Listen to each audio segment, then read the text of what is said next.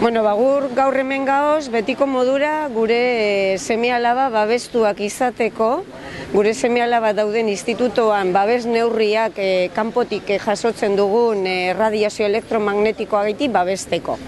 Hori eskatzeko hemen departamentuan, ze beraiei dagokien neurri horiek martxan jartzea gure institutoan.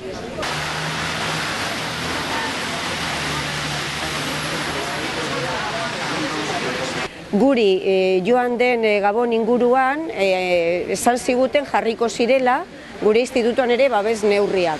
Baina hemen gaude ez dira jarri eta bitartean zuk ondo esan duzun bezala Ibaiondo ikastetxean, Gasteizeko ikastetxe batean jarriz dira gu baino askoz maila baxuagoa jaso arren bertako ikasleak.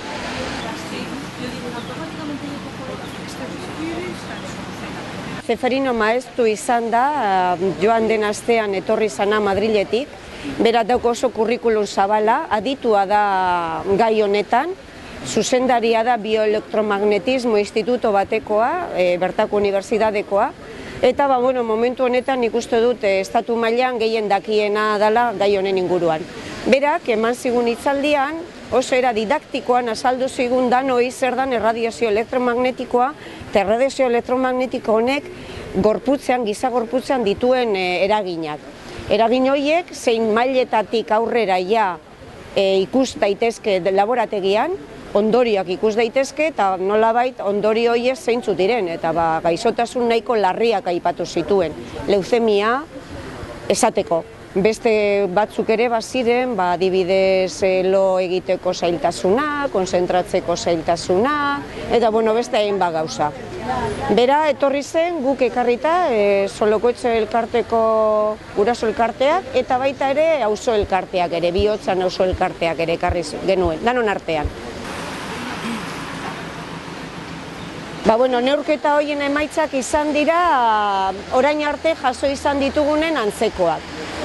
Ziurtatu digu, instituto badituela eremu batzuk nahiko kaltetuak, antenetatik hurbilen dagoen patioko eskina aterpe hori horrek ematen du ehundaka bider Europar printzipioa gomentatzen duena baino, gelak ere neurtu zituen, gela 2 konkretuki, eta baita ere gela horiek daude Europa markatzen duenetik oso gora, 100 bider inguru gehiago ematen du barruan hartutako neurriak.